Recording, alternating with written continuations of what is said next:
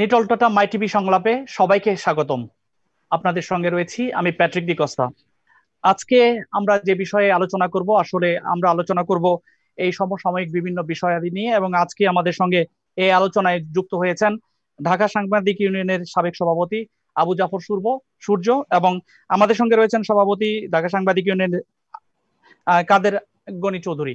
আমরা দুজনকেই স্বাগত জানাই। আজকে যে বিষয়টি নিয়ে আমরা প্রথমে কথা বলতে চাই, আমরা নিশ্চয়ই জানি যে আজকে থেকে গণপরিবহনে আম, আগে ভাড়া কার্যকর হয়েছে, এবং সেই ভাড়া কার্যকর নিয়ে আমরা জানি যে কিছু শর্ত আরোপ করেছিলেন সরকার, যে শর্ত মেনে নেয়ার কথা বলে মালিক পক্ষ যতগুলো সিট তত যাত্রী তুলবেন এমন কথা রয়েছে। কিন্তু আমরা দেখছি প্রকৃত পক্ষে সেই ধরনের আমরা কোনো কিছু দেখতে পাইনি, এবং দেখছি যে যারা নাকি গণপরিবহন চালিয়েছেন, চালক, কন্ট্রাক্টর এবং হেল্পার, তারা কেউ স্বাস্থ্যবিধি মানছেন না। অধিকাংশই বাসে এই ধরনের কোনো ব্যবস্থা ছিল না যাতে যাত্রীরা স্বাস্থ্য সুরক্ষা পান। তো আমি প্রথমে কথা বলবো কাদের গনি চৌধুরীর সঙ্গে। একটু যদি বলেন যে আমরা কিভাবে এই অবস্থা থেকে উত্তরণ হতে পারি, যেখানে সব যাত্রীর স্বাস্থ্য সেবা, বিশেষ করে স্বাস্থ্য সুরক্ষার যে বিষয়গুলো রয়েছে, সেগুলো নিশ্চিত হতে পারে।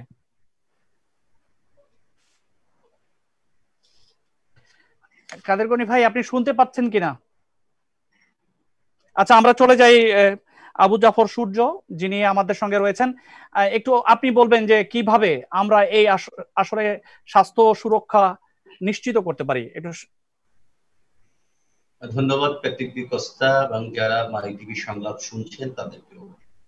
স্বাস্থ্য সুরক্ষার জন্য যে বিশ্বের মহামারী করোনা কোভিড যে আসছে আমাদের জন্য, আমাদের জাতির জন্য একটা দুর্যোগ মহামারী। তো আমি নিজেই আপনাকে জানাচ্ছি, কিছুদিন আগে আমি একটি সোশ্যাল মিডিয়ায় স্ট্যাটাস দিয়েছিলাম যে বাস ভাড়া বৃদ্ধির কারণ কি। যখন বাস ভাড়া বৃদ্ধি হয়েছিল, সরকারের সাথে শ্রমিক পক্ষ, মালিক পক্ষ বা অন্যান্যদেরকে সাথে মিলেমিশে, যে তখনও তারা কিন্তু দ্বিগুণ ভাড়া নিয়েছিল, 60% থেকে 80% ভাড়া নিত। কিন্তু পাশাপাশি সিটে কিংবা ঈদের সময় আপনি দেখেছেন, আপনি গণমাধ্যমের মানুষ, যে ওই সময় কিন্তু কি সুরক্ষা বিধি কেউ মানেনি। এখন যদি নাগরিক হিসাবে বা ব্যবসায়ীরা তো দেশের নাগরিক, কিংবা বাসের হেল্পার কন্ট্রাক্টররাও দেশের নাগরিক, তারা যদি রাষ্ট্রের বিধি না মানে, রাষ্ট্র কি তার যত মেশিনারিজ আছে সেই মেশিনারিজ ব্যবহার করে তাকে সেই বিধি বা সেই আইন মানতে বাধ্য করতে হবে। তাহলে আইন তো তৈরি হয় বা অন্যান্য বিষয় তৈরি হয় আইন ভাঙার জন্য। সেক্ষেত্রে যদি বাসের মালিক বা বাসের কন্ট্রাক্টর, হেল্পার কিংবা বাসের ড্রাইভার এই বিষয়গুলো না মানে, তাহলে রাষ্ট্রের বা সরকারের যে ধরনের আইন শৃঙ্খলা বাহিনী আছে, তাদের উচিত যে এটা মানতে বাধ্য করা। এবং এটা যদি মানতে বাধ্য করে, তারপরও যারা যাত্রী আছে তাদেরকেও কিন্তু কোনো না কোনো ভাবে সচেতন হতে হবে। কিন্তু আমরা দীর্ঘদিন থেকেই দেখেছি বাংলাদেশের সড়ক পরিবহনে বা সড়কের শৃঙ্খলা নেই। শুধুমাত্র এই করোনাকালীন সময়েও যদি আপনি বলেন যে এই সময়টাই না, অন্যান্য যে কোনো সময় আমরা দেখেছি নানা অজুহাতে, নানা কারণে, মানে সড়কের যারা পরিবহনের হোক, সড়ক ট্রাক হোক, বাস হোক, অন্যান্য হোক, তারা হয়তো অযথা কারণ অকারণে, যেমন ধর্মঘট করে, কারণে অকারণে যাত্রীদের সাথে নানা হয়রানি করে থাকে, আইন কানুনের কোনো তোয়াক্কা করে না। তো শুধু এই সংকটটা করোনাকালীন সময়ে হচ্ছে না, এই সংকটটা কিন্তু আমাদের দীর্ঘকালীন সংকট, দীর্ঘকালীন রোগ। যাত্রীরা বা সাধারণ মানুষ কোনো না কোনো সময় এই পরিবহন সেক্টরের কাছে জিম্মি হয়ে থাকে। এর জন্য রাষ্ট্রীয় উদ্যোগ নেওয়া দরকার সর্বোপরি, যে এখান থেকে বেরিয়ে আসার জন্য কার্যকর উদ্যোগ নেওয়া এবং মানুষের সচেতন হতে হবে। এই করোনাকালীন সময় মানুষ তার প্রতিরোধের দিকে এগিয়ে যেতে পারবে না, সেক্ষেত্রে রাষ্ট্র কিংবা সরকার কি এর যথাযথ উদ্যোগ নিতে হবে বলে আমি মনে করি। ঠিক আছে, সেই বিষয়টায় যেখানটায় আমরা বলছিলাম যে আমাদের রাষ্ট্রকে সচেতন হতে হবে, রাষ্ট্র জনগণকে সচেতন হতে হবে, রাষ্ট্রকে এই দায়িত্ব পালন করতে হবে, রাষ্ট্রকে আপনি যেটা বলছেন যে আইন শৃঙ্খলা বাহিনীকে আরো বেশি সজাগ হতে হবে। কিন্তু আমি যদি সচেতন না হই, সেক্ষেত্রে রাষ্ট্র আমাকে বারবার জোর করতে পারবে না হয়তো। সেক্ষেত্রে আমাকে আরো বেশি সচেতন হওয়া উচিত। এবং যেটা আমি কাদের গনি ভাই, যেটা আপনার সঙ্গে আমি যেটা শেয়ার করতে চাচ্ছি, যে এমনটা মনে হচ্ছে যে রাস্তায় যে আসলে করোনা বা এই ধরনের কোন রোগ আমাদের আছে বা দেশে বিদ্যমান, এটা মনে হয় না। কিন্তু কেন? ধন্যবাদ অস্তা ভাই, আপনাকে অত্যন্ত গুরুত্বপূর্ণ একটা জাতীয় বিষয় নিয়ে আপনি আজকে আলোচনার সূত্রপাত করেছেন। আমি ধন্যবাদ জানাই সূর্য ভাইকে, খুব চমৎকার ভাবে তিনি এই সমস্যাটি তুলে ধরেছেন। একই সঙ্গে আমি মাই টিভির দর্শকদেরকেও শুভেচ্ছা জানাচ্ছি। আপনি যে বিষয়টি বলছেন, আপনি দেখেন আজকে পরিবহন চলাচলটাকে স্বাভাবিক করে দিল হলো এমন এক সময়ে যখন করোনা দ্বিতীয় পর্যায়ে ব্যাপকভাবে ঝেঁকে বসেছে বাংলাদেশে। আজকের হিসাবে যদি আপনি দেখেন, প্রায় 35 জন মারা গেছেন, 2000-এর মতো লোক আজকে আক্রান্ত শুধু ঢাকাতে। কখন এটা 2000 লোক যেটা আক্রান্ত কিংবা 35 জন মারা গেছে, এটাকে আমি সঠিক হিসাব বলে মনে করি না। কেন মনে করি না? এখনো পর্যন্ত বাংলাদেশ সরকার 39টি জেলায় করোনা টেস্ট সেন্টারই খুলতে পারেননি। এমনি এক পরিস্থিতিতে, অর্থাৎ দেশের অর্ধেকেরও বেশি জেলাতে যখন আমরা রিপোর্ট পাচ্ছি না, সেই অবস্থায় এই রিপোর্ট, এইটিকে আমি পুরোপুরি পূর্ণাঙ্গ রিপোর্ট মনে করি না, সেই অবস্থায় কিন্তু আজকে এটা পরিবহন চালানোর আপনার ব্যবস্থা করেছে। এটা আমি মনে করি একটা অদূরদর্শী একটা সিদ্ধান্ত। আপনি যদি আজকে প্রথম আলো দেখেছেন নিশ্চয়ই, প্রথম আলোর আজকে যেটা প্রিন্টিং যেটা বেরোচ্ছে, সেটার মূল হেডলাইন হচ্ছে, আজকে প্রধান শিরোনাম হচ্ছে যে এখনো পরিস্থিতি ঝুঁকিপূর্ণ, করোনার কথা বলছে। সেখানে একটা কথা বিশেষজ্ঞ বরাদ দিয়ে তারা বলেছেন যে আত্মতুষ্টিতে ভোগার কোনো কারণ নেই, যে কোনো সময় সংক্রমণ বেড়ে যেতে পারে, এবং তারা আরো একটা আশঙ্কা করে যে শীতকালেও এটা বাড়তে পারে। যখন আপনার বিশেষজ্ঞরা আপনার বলছেন যে এটা বেড়ে যেতে পারে, আপনার কিন্তু আমাদের সরকার সেই কথাগুলো শুনছে না। আপনার পরিবহন আজকে পরিবহনকে স্বাভাবিক করে দিলেন। আপনি জানেন এই পরিবহন মালিকরা তো এগুলো কিছু মানবে না। এমনিতেই যখন এক সিট খালি রেখে আরেক সিটে লোক বসানোর যখন ব্যবস্থা করছিল, তখন আমরা দেখেছি কি সবাই কিন্তু উঠে গিয়েছে, সেখানে প্রতিটা প্রায় সিটে কিন্তু লোক উঠতে। এবং আমি আমি যদি প্রেস ক্লাবে যাওয়ার সময় দেখলাম যে দাঁড়িয়েও কেউ যাচ্ছে, এমন এক অবস্থা। আর প্রথম সপ্তাহ খানিক যদিও এরা হেল্পাররা নিয়ম মেনেছিল, এরপরে দেখলাম যে তারাও কোনো নিয়ম মানে নাই, অতিরিক্ত লোক উঠছে। এবং তাদেরকে যেটা বলছে, অনেকের মাস্ক মুখে ছিল না, অনেকে আপনার যেটা বলা হচ্ছে হাত ধোয়ার ব্যবস্থা কিংবা স্যানিটাইজেশনের, এগুলো কিচ্ছুই ছিল না। এই অবস্থার মধ্যে আজকে এই সিদ্ধান্তটা সরকারকে কেন নিল আমি জানি না। সরকারের এই যে আমি কোন একটা যে এটা নিয়ন্ত্রণের জন্য একটা কাজ করছে, আরেকটা জিনিস আপনি দেখেন সংক্রমণ প্রতিরোধ এবং নিয়ন্ত্রণের জন্য যে কাজগুলো যেন সরকার দিন দিন সব গুটিয়ে নিচ্ছে। আপনি দেখেন টেস্ট কমিয়ে ফেলছে, চলাচলের উপর যে বিধি নিষেধ ছিল সেটা তো আজকে থেকে উঠেই গেল। আজকে থেকে তো আপনার পরিবহন চলাচল শুরু করে দিয়েছে। একমাত্র শিক্ষা প্রতিষ্ঠান বন্ধ রাখা ছাড়া সংক্রমণ নিয়ন্ত্রণে বড় ধরনের কিন্তু এখন আর সরকারের নেই। অনেকে আপনি যদি দেখেন, অনেকে কিন্তু স্বাস্থ্যবিধি মানছে না। আপনি যদি আপনার অফিসে থেকে একটু হাতের জেলের দিকে তাকান, হাজার হাজার মানুষ, শত নয়। দেখেন আপনি, আমি 2-3 দিন আগে একটু বেরোইছিলাম, সেখানে দেখলাম যে গাড়ি নিয়ে মনে হচ্ছে সেখানে সভা হচ্ছে। অসংখ্য মানুষ হাতের জেলের মধ্যে বিকেল বেলায় সুন্দর সময়। কেউ মানছে না। রাস্তায় যাবেন, যানজট, এই অবস্থা। মাস্ক পরেই বা মাস্ক না পরেই অনেক লোক দেখবেন যে ঘরের বাইরে যাচ্ছে, হ্যান্ড গ্লাভ তো পরেই না। আপনি যদি দেখবেন রাস্তাঘাটে যাবেন, হাটে বাজারে যান, অফিস আদালতে দেখেন, সামাজিক দূরত্ব একদমই বজায় রাখছে না। এইসব বিষয়ে মানুষকে সচেতন করার কোনো উদ্যোগ আমরা লক্ষ্য করছি না। এই উদ্যোগগুলো কিন্তু আমাদেরকে নিতে হবে, রাষ্ট্রকে নিতে হবে। নানাভাবে বলতে হবে যে তোমার এত লোক মারা যাচ্ছে, এত লোক মারা যাচ্ছে, এত আক্রান্ত হচ্ছে, তোমরা প্রথম দিকে যেটা কন্ট্রোল করছিল এখন সেটা ছেড়ে দিয়ে, যার কারণে কিন্তু এখন প্রতিদিন আক্রান্ত হচ্ছে। সরকার যে কথাটুকু বলে যে আপনার আমরা অনেক ভালো আছি, স্বাস্থ্যমন্ত্রী বলেন করোনা চলে গেছে, আমরা অনেক ভালো, আমি এই কথার সাথে আমি একমত নই। আমি একেবারে এটার সাথে দ্বিমত পোষণ করি। আপনাকে আজকের যদি আমি হিসাব দেই, আমাদের পার্শ্ববর্তী দেশ নেপালে এ পর্যন্ত মারা গেছে 228 জন। আমি যদি ভুটানের কথা বলি, একজনও মারা যায়নি, তারা কন্ট্রোল করতে পেরেছে। শ্রীলঙ্কায় অনলি 12 জন লোক মারা গেছে আজকে পর্যন্ত। মালয়েশিয়ায় 128 জন, মালদ্বীপে শুধু 28 জন, মায়ানমারে 6 জন, ইউএইতে দুবাই যেখানে টুরিস্ট কান্ট্রি সেখানে মাত্র 348 জন, থাইল্যান্ডে টুরিস্ট কান্ট্রি 58 জন, ভিয়েতনামে 34 জন, আর শুধু বাংলাদেশে 4316 জন। আপনি যদি দেখেন, শুধু ইন্ডিয়া এবং পাকিস্তান ছাড়া এত বেশি সংক্রমণ নাই। আমাদের পার্শ্ববর্তী দেশগুলো কিন্তু তারা কন্ট্রোল করতে পেরেছে। তারা কিন্তু এক্ষেত্রে অত্যন্ত বেশি জরুরি ভাবে তারা যেটা দেখেছে সেটা হলো যে তারা এটাকে কন্ট্রোল করেছে, লোকজনকে কন্ট্রোল করেছে, তারা যাতে অবাধে তারা মেলামেশা করতে না পারে সেভাবে তারা কিন্তু কন্ট্রোল করেছে। সেই কাজটা আমরা কিন্তু বাংলাদেশ করতে পারিনি। আপনি যদি শুরু থেকেই আপনি দেখেন তাহলে দেখবেন যে বাংলাদেশ শুরু থেকে কেন যেন একটা অনীহা অনীহা অনীহা এটা নিয়ে টেস্টের ব্যাপারে অনীহা, আপনার লোক লাইন ধরে ধরে করতো, এত বিশৃঙ্খল অবস্থা।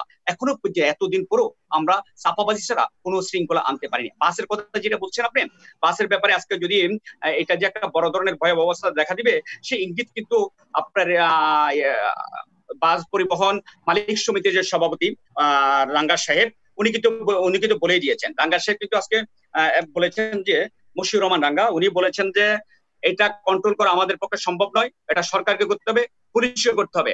এখন আপনি এটা অবাধ করে দিয়েছেন, লোকজন চাকরি দিয়ে যাবে, বাসে হুমড়ি খেয়ে মানুষ পড়বে। আমি শেষ করছি, আমার এজেন্ডা সেখানে আমার হেল্পাররা সেটা কন্ট্রোল করতে পারবে না, তারা কন্ট্রোল করে তাদেরকে পিটাবে, আমার বাস ভাঙবে, অতএব আমি এই ব্যাপারে কন্ট্রোল করতে পারবো না। উনি তো কথা বলেই দিয়েছেন, তার মানে ওনারা কন্ট্রোল করবেন না, অর্থাৎ এটা আপনি কন্ট্রোল যাচ্ছেন না। এর মানে কি একটা বড় ধরনের ঝুঁকির দিকে যাচ্ছে বাংলাদেশ। এই বিষয়ে আমার মনে সরকারকে অনেক বেশি সচেতন হওয়া উচিত, এবং আমি মনে করি এখনো সময় আছে একটু সরকারকে সচেতন হওয়া উচিত এবং এই ধরনের অদূরদর্শী আসলে গনি ভাই যেটা বলছিলেন আপনি, আপনার সঙ্গে আমি হয়তো কিছু কিছু জায়গায় একমত, কিছু জায়গায় হয়তো আমার একটু ভিন্ন মত আছে, আমার নিজস্ব মত আছে। কিন্তু সেই জায়গাটাই আমি বলবো যে যেখানটাতে আপনি বলছেন যে সরকারকে আরো সচেতন হতে হবে, আমার যারা নাকি জনগণ, আমি সহ যারা রাস্তায় চলাচল করি, আমরা কেন সচেতন নই এই বিষয়ে আমরা একটু পরে কথা বলবো। আমরা নিচ্ছি একটা ছোট্ট একটা বিরতি, আর কোথাও যাবেন না দর্শক, আমাদের সঙ্গেই থাকুন।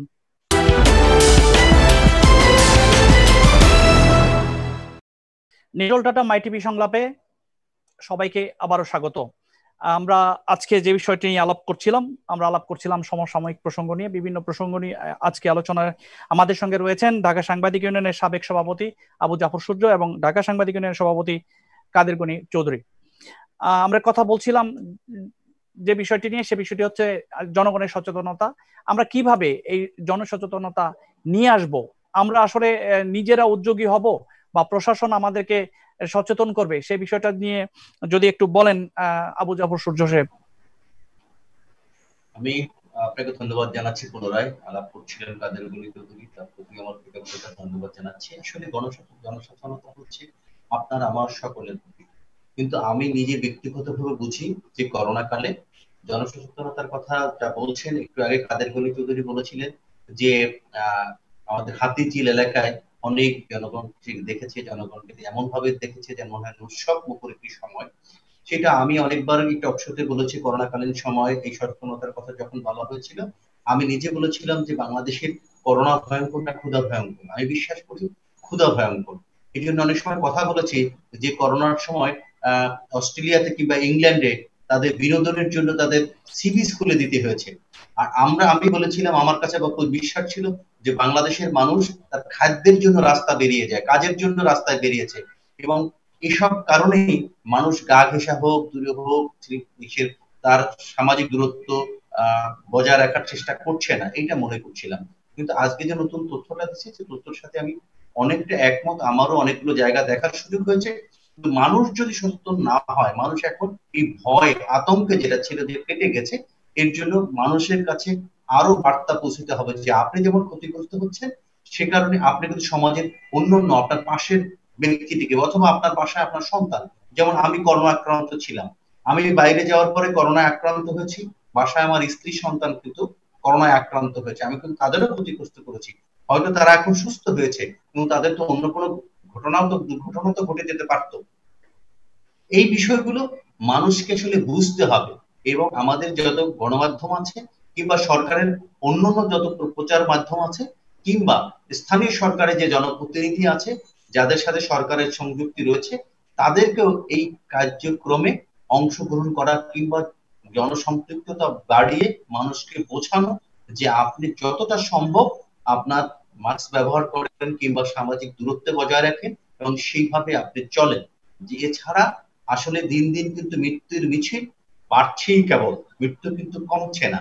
এবং আক্রান্ত ধরুন এখন পরীক্ষা হয়তো কমিয়ে দিয়েছে, মানুষ সিমটম পাওয়ার পরই এই গণমাধ্যমের মাধ্যমে কিংবা গণমাধ্যমে নানা কারণে ডাক্তার যে প্রেসক্রিপশন দেয়, চিকিৎসার তথ্য দেয়, সেগুলো গ্রহণ করে এখন যে তার চিকিৎসা চালিয়ে যাচ্ছে, কিন্তু গণমাধ্যমে মানে টেস্টের কাছেও যাচ্ছে না। কিন্তু প্রকারান্তরে কথা হচ্ছে এই যে আসলে কিন্তু করোনা বৃদ্ধি পাচ্ছে, কিন্তু করোনার আমি একজন করোনা আক্রান্ত পেশেন্ট হিসাবে, রোগী হিসাবে বলি, এটাকে হেলাফেলা করবার কোনো সুযোগ নাই। এটা কিন্তু মারাত্মক ঝুঁকি, এবং শরীরে একবার হয়ে যাওয়ার পর আপনি সুস্থ বলে নিস, ঠিক আছে, যে ক্ষতটা রেখে যায়, যে ক্ষতিটা করে যায়, এইটা কিন্তু সামাল দেওয়ার বিষয়টা অনেক জটিল এবং অনেক কঠিন। তো সেক্ষেত্রে আমার কাছে পরামর্শ হবে যেটুকু আমি বুঝি বা আমার যতটুকু বৃদ্ধি বুদ্ধি রয়েছে, সেটা হচ্ছে মানুষকে এগিয়ে আসতে হবে। আর সরকারের কাছে, যেমন আইন শৃঙ্খলা বাহিনীর কথা আপনি ব্যাপকতার প্রস্তাব বলছিলেন, যে শুধু আইন শৃঙ্খলা বাহিনীর মাধ্যমেই নয়, আমাদেরকে সরকারের যে স্থানীয় সরকারের যে জায়গা আছে কিংবা রাজনৈতিক দলগুলো, তাদের অবস্থান থেকে জনগণের কাছে এই মেসেজটা, মানে এই বার্তাটা পৌঁছে দিতে হবে যে আসলে আমাদের এখনো নিয়ন্ত্রণের জায়গায় নাই আমাদের এই করোনা এমন একটা জায়গায় পৌঁছে গেছে যেটা ক্রমাগত বাড়ছেই, এবং এর ক্ষতিটাও জানাতে হবে। এবং এই ক্ষতিটা জানাবার মধ্য দিয়ে, যখন করোনা বাংলাদেশে প্রথম আসলো, তখন মানুষ যে সচেতনতার মধ্যে ছিল সেই জায়গাটায় নেই। এই জন্য কোথাও না কোথাও তো স্খলন হয়েছে। যেমন হাতির ঝিলে মানুষের কথা বলেছে, সেখানে পুলিশ প্রশাসন কারো মাস্ক নাই, আইনে আছে, কিংবা আমাদের স্বাস্থ্য মন্ত্রণালয় কিংবা স্বাস্থ্য মহাপরিচালকের দপ্তর থেকে যে তথ্য পাঠিয়ে দেওয়া হয়েছে যে মাস্ক ব্যবহার করতে হবে, এটা করতে হবে, সেইটা কার্যকর করবার জন্য কোন জনপ্রশাসনের মানুষ যুক্ত নেই। আপনি যে কথাগুলো বলছেন, যে তার মধ্যে একটা হচ্ছে যে আমরা কি করে আরো বেশি সচেতন হব, এবং আমাদেরকে সচেতন আসলেই হতে হবে। আমরা একটা জিনিস দেখি যে প্রত্যেক সময় এটা আমরা একটা চলমান প্রক্রিয়া আমরা দেখেছি, যে ভেজাল বিরোধী অভিযান সরকার সবসময় যেটা করে থাকে, বিভিন্ন বাহিনী এখানে সম্পৃক্ত, ভেজাল বিরোধী অভিযান আমরা দেখছি যে খাদ্যে ভেজাল, তারপরে ওষুধে ভেজাল, বিভিন্ন কিছুতে ভেজাল মেশানো একটা আমাদের বাতিক হয়ে গেছে, এবং আমরা এটাকে চলমান রেখেছি। অভিযানও চলমান রয়েছে, ভেজালও চলমান রয়েছে। তো আমরা একটু জানতে চাবো জনাব কাদের গনি চৌধুরী, আপনি যদি একটু বলেন যে আমরা দেখছি যে এই ফরমালিন একটা বিষ, এই ইসের মতো, এটাও একটা মরণ, মানুষের জন্য একটা মরণ ব্যাধির মতোই যে ভেজাল। তো সেখান থেকে তো আমরা বেরোতে পারি নাই। তো কিভাবে আসলে যদি আমি মনে করি যে এই ভেজালের বিরোধী অভিযানটাও যদি নিয়মিত চলে, হয়তো অনেক মানুষ এখন যারা আক্রান্ত হচ্ছেন বা হবেন বা হওয়ার মতো সম্ভাবনা রয়েছে, তারাও হয়তো বাঁচতে পারে ভালো খাবার বা তারা ভালো ওষুধ গ্রহণ করে। ধন্যবাদ কষ্ট ভাই। এর আগে আমি একটু আপনাকে সূর্য ভাই রেফারেন্স দিয়ে বলি যে আমাদের সচেতনতা খুবই জরুরি। আজ বিশেষজ্ঞরা কিন্তু 7-8টি কথা বলেছেন কিভাবে এটা প্রতিরোধ। তারা একটা বলেছেন, প্রথম বলছে রোগীর অনুসন্ধান করতে হবে, এটা স্বাস্থ্য মন্ত্রণালয়ে। 2 নম্বর, যেহেতু রোগীরা আসছে না, রোগীরা কিন্তু আসতে চায় না, তারা চিকিৎসার ব্যাপারে অনীহা কিনা কি জানি না, তারা বাড়িতে থাকেন, অনেকে এটাকে ভয় পান, তারা আসলে এদের বের করতে হবে। 2 নম্বর, তারপরে টেস্ট বাড়াতে হবে, আইসোলেশন যেটা হলো বিচ্ছিন্নকরণ, এটাকে গুরুত্ব দিতে হবে, কোয়ারেন্টাইন বা সংগঠন এটাকে গুরুত্ব দিতে হবে। 5 নম্বর, তারা বলছে চলাচলকে সীমিতকরণ কিভাবে করা যায় সেটা করতে হবে, সংক্রমণ প্রতিরোধ এবং নিয়ন্ত্রণ করতে হবে। 7 নম্বরে তারা বলছে যে জনগণকে আরো বেশি একটু নানাভাবে মোটিভেশন করে আরেকটু সচেতন করা জনগণ, যাতে এতে না, কারণ জনগণের সহিতে না পেলে এটা আপনি সফল হতে পারবেন না। ওটা তো করছে। 8 নম্বরে তারা একটা কথা বলেছে যে এখন মানুষ কেন যাচ্ছে, যে সূর্য ভাই বলেছে, মানুষ আজকে বেশিরভাগ মানুষ তার প্রয়োজনে, তার খাবারের তাগিদায়, বাঁচার তাগিদে আজকে কিন্তু রাস্তায় বের হতে বাধ্য হচ্ছে, বিশেষ করে দিনমজুর সাধারণ মানুষ যারা, গরিব মানুষ যারা, তারা। সেই ক্ষেত্রে তারা বলছে যে এই মানুষগুলোকে যদি আমরা যে আর্থিক সহায়তা দিতে পারি এবং এদেরকে যদি খাদ্য সহায়তা দিতে পারি, তাহলে এরা বের হবে না। এই বিষয়টা যতক্ষণ যারা করোনা আমাদের এখানে মুক্ত না হচ্ছে, যে পিক আওয়ার না হচ্ছে, এই কাজগুলো করা খুবই জরুরি। আমি মনে করি যে বিশেষজ্ঞদের অভিমতগুলো অত্যন্ত সঙ্গত। আপনি যে বিষয়টি বলছেন অত্যন্ত গুরুত্বপূর্ণ বিষয়।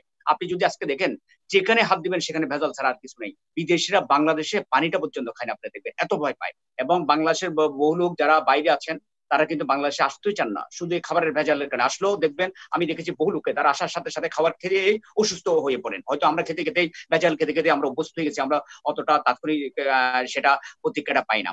আপনি কদিন আগে যেটা বলছিলেন, ঔষধে, শিশু খাদ্য পর্যন্ত আজকে ভেজাল হচ্ছে। আপনি কতদিন আগে দেখবেন বাংলাদেশের ফার্মেসি গুলোর মধ্যে মানুষ মনে করে সবচেয়ে ভালো ওষুধটি লাস্ট ফার্মা পাওয়া যায়। আমরা কিছুদিন আগে দেখেছি যে লাস্ট ফার্মা পর্যন্ত ভেজাল ওষুধ বিক্রি হচ্ছে। তাহলে কোথায় যাবে?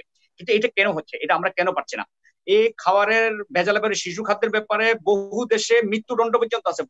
সবচেয়ে কঠোর সাজা কিন্তু এই শিশু খাদ্য ভেজালের কারণে। আমার দেশে কি সেটা আমরা দেখি? শিশু খাদ্যের ব্যাপক ভেজাল, দুধে দেখেন প্রচুর ভেজাল, আপনাদের ওষুধে ভেজাল। আমরা কিন্তু যে পরিমাণ ভেজালের আমরা ধরি, কে 2 লাখ 1 লাখ 2,000 5,000 10,000 টাকা ফাইন করে তাদেরকে ছেড়ে দিই, এটা তো হবে না। এদেরকে যদি কঠোর সাজা ব্যবস্থা করি এবং তাদেরকে যদি সাজা পাওয়ারও ব্যবস্থা করি, জালিয়াতির মাধ্যমে বড়লোক হওয়ার একটা টেন্ডেন্সি আপনার আছে। আপনি দেখলেন না আমাদের এই করোনাকালীন সময়ে সারা বিশ্ব যখন মানবিক হলো, সেই সময় আমরা কি করলাম, আমরা করোনা টেস্ট না করে সার্টিফিকেট বিক্রি করে কোটি কোটি বানাইলাম। এটা আমাদের একটা প্রবণতা। এই যে অবস্থা থেকে, এই যে দুর্নীতি, এটা থেকে বাঁচতে হলে আমাদের একটা হলো আইনের শাসন দরকার, সবচেয়ে বেশি দরকার হলো আইন থাকলে হবে না, আইনকে কার্যকর করতে হবে, পদক্ষেপ নিতে হবে। বিশেষ করে খাবারের ভেজালের ব্যাপারে আজকে বাংলাদেশে খুবই বেশি জরুরি আমি মনে করি যে এই ব্যাপারে অত্যন্ত গুরুত্ব দেওয়া সরকার উচিত গুরুত্ব। কারণ এই ভেজাল খাওয়া আমি খাচ্ছি না, প্রত্যেক খাচ্ছে। আপনি মাছের বাজারে যাবেন, ফরমালিন ছাড়া পাবেন না। ফলে বাজারে যাবেন, কোনো ফল ফরমালিন ছাড়া পাবেন না। আপনি সবজি বাজারে যাবেন, ফরমালিন দেওয়া হচ্ছে। আমরা একটা বিষ খাচ্ছি। আরো একটা মারাত্মক জিনিস যেটা দেখবেন আপনার সবজির ক্ষেত্রে, সেটা হলো যে আমি নিজেই গিয়েছিলাম যশোর অঞ্চলে, আমি নিজে দেখেছিলাম তারা বেগুন টেগুন সব কিছু কিছু সবজির ক্ষেত্রে সকালে বিকেলে 2 বেলা তারা বিষ স্প্রে করে। এটা অত্যন্ত মারাত্মক। এবং আপনার সকালে বিষ স্প্রে করে সেটা বা বিকেলে বিষ স্প্রে করে সেটা আবার সকালবেলা তুলে বাজারে বিক্রি করে। এই পয়জনটা কিন্তু নষ্ট হয় না, এটা কিন্তু আমাদের শরীরের জন্য মারাত্মক ক্ষতি করছে। এইসব বিষয়গুলোর ব্যাপারে সরকারের নজর দেওয়া খুবই জরুরি বলে আমি মনে করি। আপনি যে কথাটা বলছেন যে আমাদের খাবারের ভেজাল রোধে এবং বিশেষ করে যারা নাকি মাঠ পর্যায়ে কাজ করেন সেখানে যদি একটু সচেতন হয়, হয়তো আমরা একটু ভেজাল কম পাবো এবং আমরা একটু সচেতন হলে ভেজাল আমরা কম খাবো। কিন্তু যে প্রশ্নটা আমার, সেই প্রশ্নটা হচ্ছে যে ভেজালের যে অভিযান সেটাকে চলমান আমরা কিভাবে রাখতে পারি, একটু যদি সূর্য ভাই বলেন। আরো বেশি সচেতন হওয়া উচিত বলে আমি মনে করি। মাঝে মাঝে আমরা কখনো কখনো দেখি, কখনো কখনো তাদেরকে খুব অ্যাক্টিভ হতে দেখি, আবার অনেক সময় তাদেরকে সেরকম আমরা তাদের অ্যাক্টিভিটিসটা আমরা দেখি না। এই কারণে ওদেরকে আরো বেশি অ্যাক্টিভ হওয়া উচিত। এবং অ্যাক্টিভটা কে করবে? এই সরকার করবে। সরকারের করা উচিত। আমি বলছি যে আপনি যে অভিযানের শিথিলতার কথা বলছেন সেটাই আমি আসলে সূর্য ভাইয়ের সঙ্গে বলতে চাচ্ছি যে আমরা কিভাবে এটাকে চলমান রাখতে পারি। শুধুমাত্র আইন শৃঙ্খলা বাহিনী না, আমরা নিজেরা কি পারি কিনা যে কোনো বাজার মনিটরিং কোনো কমিটি করে বা নিজেরা কোনো একটা অবস্থা তৈরি করে যারা যেন নিজেরাই এটার একটা অভিযান চালাইতে পারি, এই ধরনের কোনো ব্যবস্থা করা যায় কিনা। সূর্য ভাইয়ের কাছে আমি সেই প্রশ্ন রেখেছিলাম যে এটা করা যায় কিনা, যে নিজেরা যেমন একটা কাউন্সিলরের মাধ্যমে বা চেয়ারম্যান মেম্বার এরা এটা করতে পারে কিনা। প্যাট্রিক দা, আপনাকে ধন্যবাদ। আপনারা যেটা বলছিলেন আসলে কি, আমি এতক্ষণ আলোচনা শুনছিলাম বন্ধু কাদের গনি চৌধুরীর, আমার তার আলোচনা খুব ভালোই লেগেছে। কিন্তু আমি যেটা সরাসরি বলতে চাই এভাবে যে এটা আপনি যেভাবে বলছেন প্যাট্রিক দা যে আসলে এখন আর সেই অভিযান নেই, ভেজাল বিরোধী অভিযান কিংবা মোবাইল কোর্টের এই ধরনের উদ্যোগ নাই, কিন্তু এটা হচ্ছে একটা চলমান প্রক্রিয়া। রাষ্ট্রের প্রতিটি অর্গান বা সরকারের যে প্রতিষ্ঠান, প্রতিটি রাষ্ট্রের প্রতিটি প্রতিষ্ঠান তার নিয়মতান্ত্রিক ভাবে তার কাজটুকু শুধু করে যাবে এবং এই কাজগুলো থেমে যাওয়ার কোনো কারণ আমি খুঁজে পাই না, বা এর কোনো কারণ আছে কিনা, যুক্তি আছে কিনা আমরা জানি না।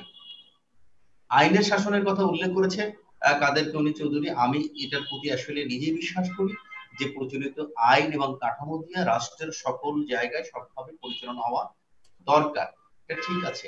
কিন্তু আপনি আবার প্র্যাকটিক্যালি আমাকে যেটা বলেছেন যে স্থানীয় সরকার কিংবা অন্যান্য গুলোকে এই ভেজাল বিরোধী জায়গায় তাদের অংশগ্রহণ করা কিংবা এটা প্রতিরোধ করা কিংবা তার অভিযান করবার সুযোগ রয়েছে কিনা। আমি প্রথমত বিশ্বাস করি এভাবে যে এই সকল কাজে যেটা যেমনটা বিষ, যেমন করোনা নিয়ে এতক্ষণ আমরা আলোচনা করছিলাম, করোনা হচ্ছে একটা সামগ্রিক সময়ের মানে একটা সীমিত সময়ের জন্য আমাদের ক্ষতি করে যাচ্ছে।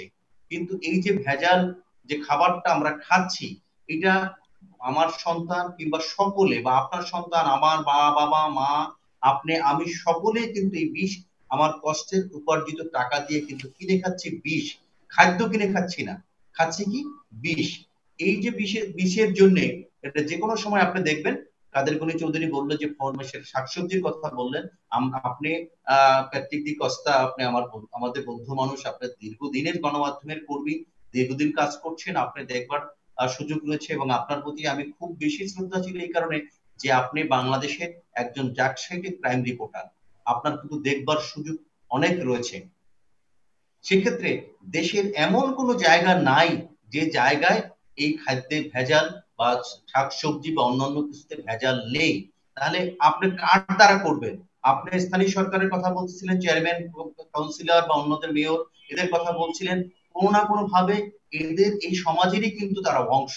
এই সমাজের বাইরের লোক কিন্তু এখানে এসে ভেজাল দিচ্ছে না, আমাদের এই রাষ্ট্রের মানুষরাই কিন্তু দিচ্ছে। তো সেই মানুষগুলোর সাথে যদি সচেতনতা তৈরি না হয়, আপনি কতটাকে ধরে অভিযান করে এইটাকে আপনি এই প্রতিকার দিতে পারবেন? আপনি এর আগে আইনের শাসনের কথা যেটা আমরা বলছি, সেটা হচ্ছে আইনের শাসন দিয়ে কি হয়, যে উদাহরণটা আমি বারবার দিয়ে থাকি, যে একটা মানুষ আমাকে এসে খুন করে ফেললো, বিচারে বা আইনের শাসনের জায়গায় সেই মানুষটারও কিন্তু সাজা হলো, সেটা হচ্ছে মৃত্যুদণ্ড।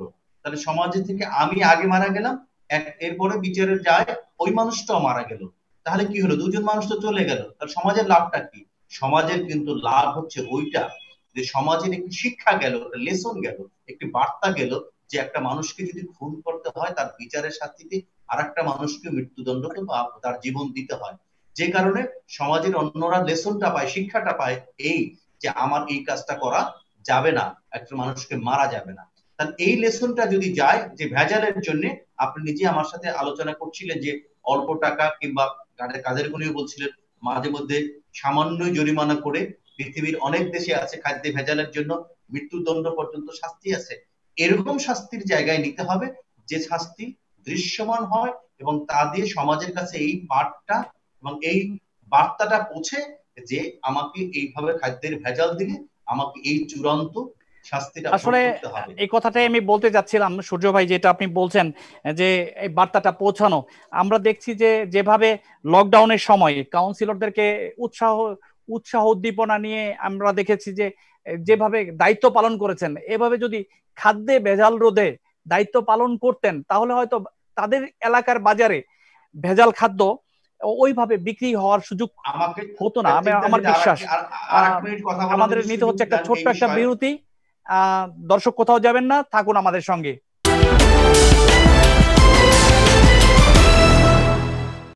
নিটল টাটা মাই টিভি সংলাপে আবারও সবাইকে স্বাগতম।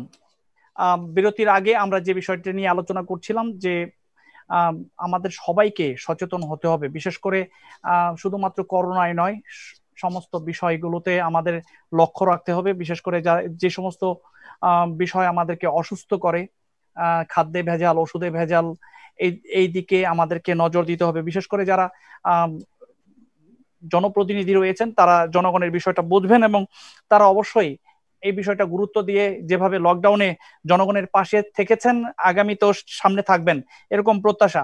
এবং এখন যে বিষয়টা নিয়ে আমি কথা বলবো, গনি ভাই, আপনি একটু আগের আলোচনারই একটু রেশে আমি কথা বলতে চাই যে আমাদের কাউন্সিলররা যেভাবে সচেতন, এইভাবে সচেতন নয় কেন গ্রামের চেয়ারম্যান, উপজেলা চেয়ারম্যান এবং অন্যান্য জনপ্রতিনিধিরা? আপনি যেটা বলছেন, আমি মনে করি এটা একটা অত্যন্ত উত্তম পন্থা।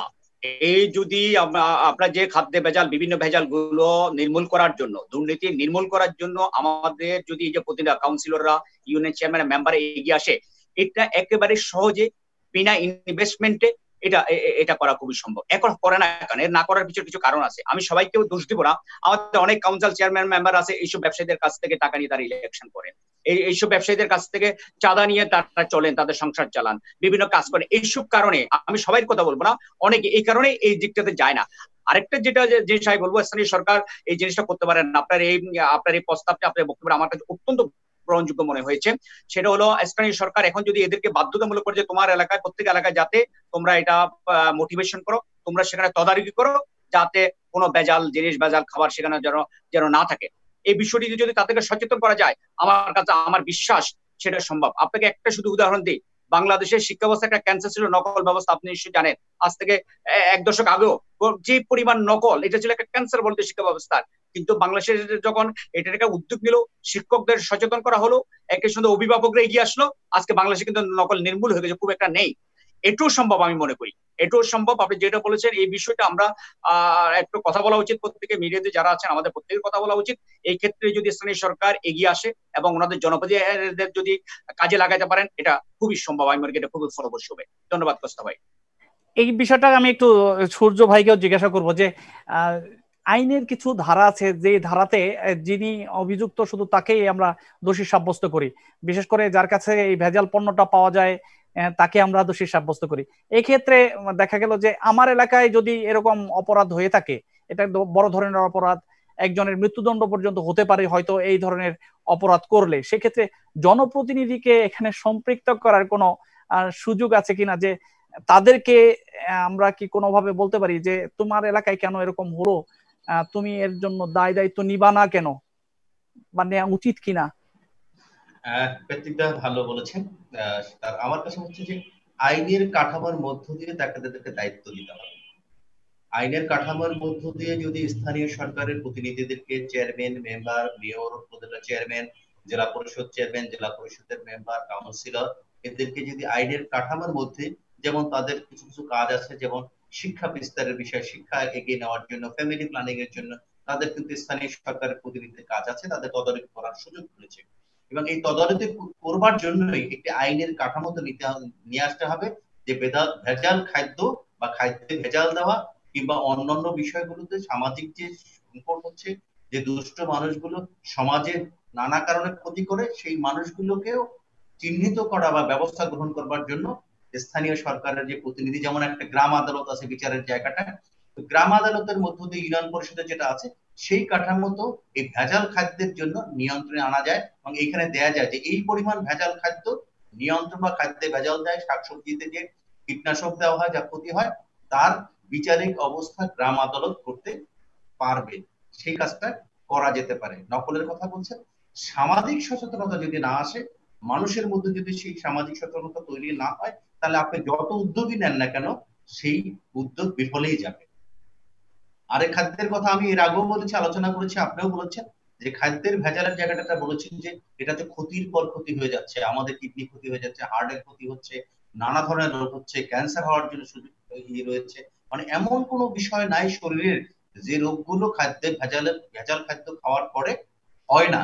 একটা মানুষ আস্তে আস্তে ধীরে ধীরে মৃত্যুর দিকে চলে ধাবিত হয়, এবং আমার কষ্টার্জিত অর্থ দিয়ে সেই মৃত্যুর জিনিসটা আমি কিনে খাচ্ছি, বরঞ্চ ভেজাল দিচ্ছি।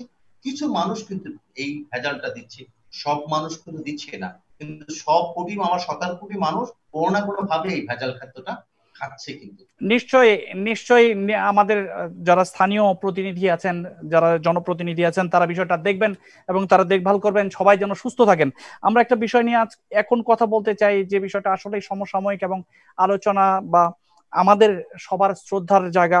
সেই জায়গাটা হচ্ছে যে মহান মুক্তিযুদ্ধে দুজন ব্যক্তি যাদের অবদান ছিল, তাদের দুজনের অন্ত্যেষ্টিক্রিয়া আজকে সম্পন্ন হয়েছে।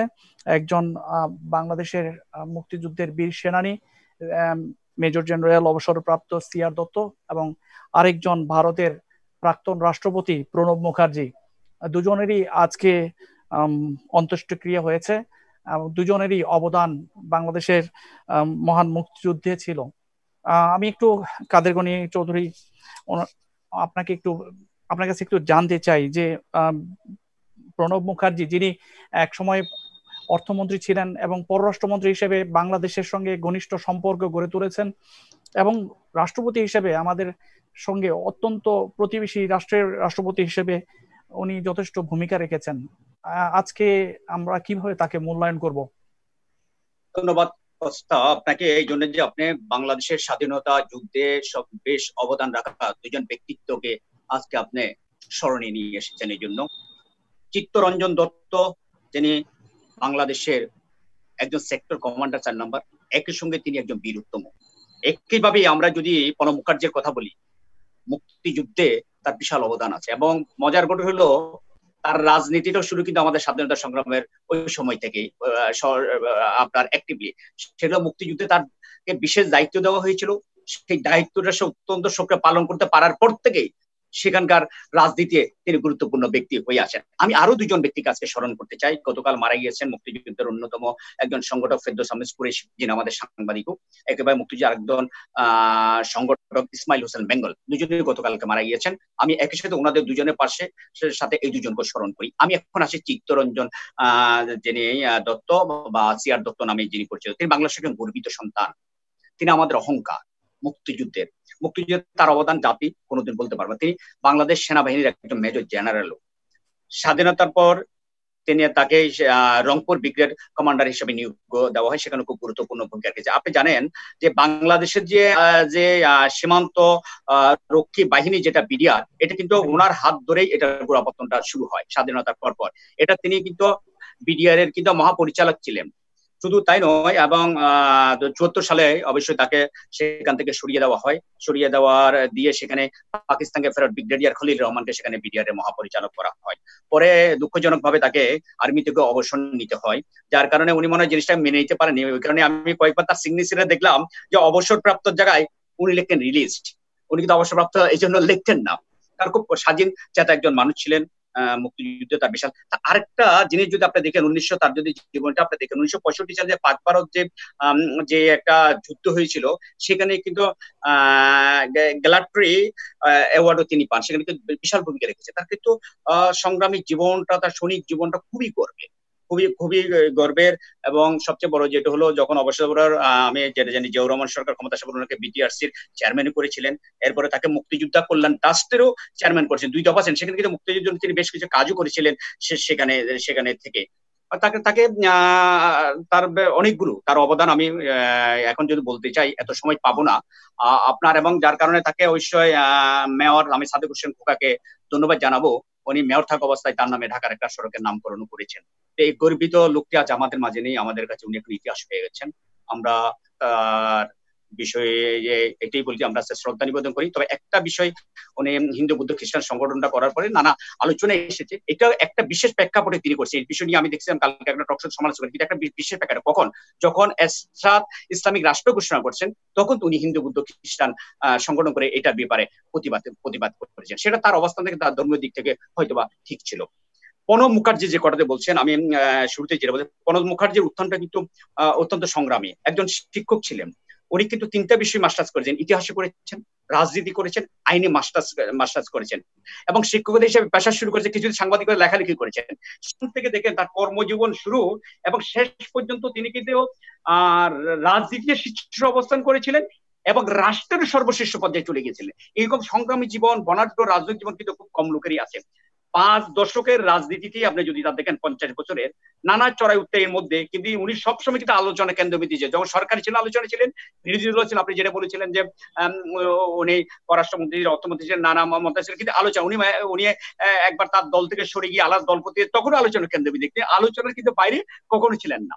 আরেকটা যে বিষয়টা আপনাকে যেটা বলি, উনি খুব গুরুত্বপূর্ণ হয়ে উঠছেন এই কারণে, তিনি বৈশ্বিক রাজনীতির ব্যাপারে তিনি অসম্ভব একজন জ্ঞানী মানুষ ছিলেন। বৈশ্বিক রাজনীতির ব্যাপারে আসলে, যার কারণে তাকে আন্তর্জাতিক রাজনীতির প্রশ্ন আসলে ভারত তাকে গুরুত্ব, যে সরকার তাকে গুরুত্ব দিতে। গনি ভাই, সেই কথাটাই আমি বলছি যে আমাদের বাংলাদেশের আত্মীয়, তার শ্বশুর বাড়ি কিন্তু বাংলাদেশে, এই কারণে এবং মুক্তিযুদ্ধে সে একটা বিশাল ভূমিকাও রেখেছিলেন, যেটা খুবই গুরুত্বপূর্ণ ভূমিকা তিনি রেখেছেন। যেমন বাংলাদেশে অনেক সময় আমাদের সাথে, ভাই সেই কথাটাই আমি বলছিলাম যে আমরা যেহেতু একটু আলোচনায়, তবে একটা জিনিস যেটা বলবো, আমি শেষ করব, শুধু ওনার একটা জায়গায় গিয়ে এবার একটু আলোচনা এসেছে, আমি সেটা বলবো, সেটা তার বইটা নিয়ে এবার একটু আলোচনা এসেছে, যেটা 111 সম্পর্কে কিছু লেখা আছে, সেই লেখাটা নিয়ে আলোচনা। হয়তো উনি বেঁচে থাকলে আমরা তার এই বক্তব্যটা নিয়ে হয়তো তার একটা বক্তব্য আমরা পেতে পারতাম, তার লেখনী নিয়ে। গনি ভাই, আপনি যে কথাটা বলছেন সেই কথাটাকে আমি বলছি যে প্রণব মুখার্জি উনি লেখাপড়ার পাশাপাশি উনি যখন লেখাপড়া শেষ করেছেন, উনি 3টা বিষয়ে মাস্টার্স করেছেন, আপনি বলেছেন।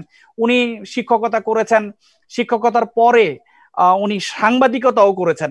তো আপনারা সাংবাদিক নেতা, সেই হিসেবে আমি সূর্য ভাইয়ের কাছে শেষ একটা বিষয় বলতে চাবো যে সাংবাদিক হিসেবে আমরা যদি মূল্যায়ন করি, সেক্ষেত্রে আমরা প্রণব মুখার্জির অবদানকে এবং এই আমাদের গর্বিত সন্তান সিআর দত্ত, যিনি চিত্তরঞ্জন দত্ত, তাকে আমরা কিভাবে মূল্যায়ন করব? যদি সাংবাদিক হিসেবে মূল্যায়ন করেন আপনি, তো তাকে, তার অবদানকে কিভাবে মূল্যায়ন করবেন?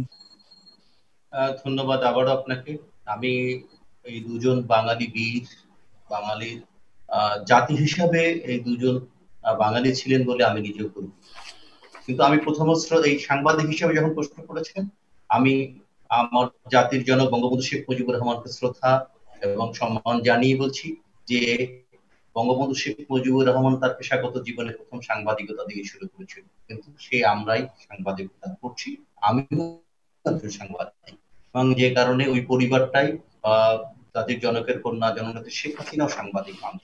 আর অন্যদিকে ভারতের ত্রয়োদশতম রাষ্ট্রপতি প্রণব মুখার্জি সাংবাদিকতা থেকে শুরু করেছিলেন, শিক্ষকতা করেছেন, যার বায়োগ্রাফি, দুজনের বায়োগ্রাফি খুব ভালোভাবে কাদের গনি চৌধুরী বলেছেন।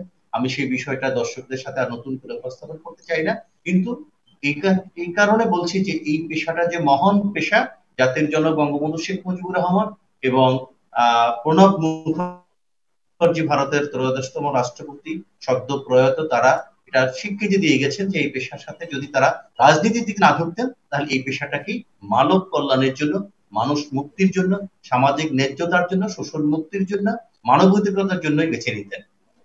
এই জন্য আর সিআর দত্ত সম্পর্কে আমি যেটা বলতে চাইছি, মহান মুক্তিযুদ্ধে যাদের মুক্তিযুদ্ধের মধ্যে দিয়ে যে রাষ্ট্রটা স্বাধীন হয়েছে, সেই স্বাধীন রাষ্ট্রের গর্বিত নাগরিক আমরা, এবং আমি, আপনি কিংবা যারা আছেন তারা সবাই সেই স্বাধীন দেশের সুফল সুযোগ ভোগ করছেন। জীবন চলার পথে অনেক কিছু ভুল শুদ্ধ থাকতে পারে, সর্বশেষ দেখতে হবে কোনটা দৃশ্যমান। সে কারণে বলছি সিআর দত্ত মুক্তিযুদ্ধে তার গুরুত্বপূর্ণ অবদানের জন্য সে বীরোত্তম পদক পেয়েছে, এবং ঠিক তেমনি ভারতের সদ্য প্রয়াত রাষ্ট্রপতি প্রণব মুখার্জি তার ভারতের যে সর্বোচ্চ বেসামরিক পদক, সে ভারত রত্ন পেয়েছে। দুই জাতির কাছে, সে দুইটা দেশের নাগরিকের কাছে দুইটা ব্যক্তি মহান ব্যক্তি। সিআর দত্ত বাংলাদেশের জীবিতদের জন্য, মহান মুক্তিযুদ্ধে বিশেষ অবদান রাখার জন্য সর্বোচ্চ পদক, বীরোত্তম পদক পেয়েছেন। এবং কাদের গনি চৌধুরী আমার বন্ধু যে আলোচনা করছিলেন, সে আলোচনার জায়গায় উনি আবার তার জাস্টিফিকেশনে করেছেন যে উনি হিন্দু, বৌদ্ধ, খ্রিস্টান ঐক্য পরিষদ করার মধ্য দিয়ে এবং কেন করেছিলেন সেটা উনি ব্যাখ্যা দিয়েছেন। আমি তার প্রতি শ্রদ্ধা রাখছি কাদের গনি চৌধুরীর জন্য, যে উনি এইটার কথা বলতে গিয়েও পাশেরটুকু বলেছে। কিন্তু আমি সর্বশেষ বলি যে মুক্তিযুদ্ধের চেতনা সমুন্নত রাখবার জন্য উনি ধারাবাহিকভাবে সেক্টর কমান্ডার্স ফোরামের সাথেও যুক্ত ছিলেন, এবং বাঙালির যে একটা অসাম্প্রদায়িক রাষ্ট্র বিনির্মাণ করবার জন্য 1971 সালে যে মহান মুক্তিযুদ্ধ হয়েছিল, যে মুক্তিযুদ্ধের মধ্য দিয়ে বিজয়ী হয়ে একটি অসাম্প্রদায়িক রাষ্ট্র বিনির্মাণের বিষয়গুলো ফায়সালা হয়ে গেছিল, উনি সেই পথে দীর্ঘ পথ হেঁটেছেন। এই জাতির একজন মানুষ হিসাবে আমি তাকে শ্রদ্ধা জানাই, সেলুট জানাই। অপরদিকে আবার প্রণব মুখার্জি একজন বাঙালি হিসাবে যে ভারতের রাষ্ট্রপতি হয়েছেন, এবং একটা সময় ছিল জ্যোতি বসু সিপিএম এর নেতা ছিল, তিনি বাঙালি ছিলেন এবং তার শেকড়টা বাংলাদেশের নারায়ণগঞ্জে ছিলেন, তারও ভারতের প্রধানমন্ত্রী হওয়ার কথা ছিল, কিংবা চেষ্টা করলে যদি সুযোগ নিতেন অন্যান্য রাজনীতিবিদদের মতো প্রণব মুখার্জি, তাহলে ভারতের প্রধানমন্ত্রী হতে পারতেন। অবশ্যই সূর্য ভাই, আপনার সঙ্গে আমি একমত। আমরা এই মহান দুইজন কথা স্মরণ করি, তাদের আজকে অন্ত্যেষ্টিক্রিয়া হয়েছে, তাদের আমরা তার শান্তি কামনা করি, এবং এই কি সঙ্গে আমরা আজকে এই নিটল টাটা মাই টিভি সংলাপ শেষ করছি। সবাই ভালো থাকুন, সুস্থ থাকুন, সবাই নিরাপদে থাকুন। শুভরাত্রি।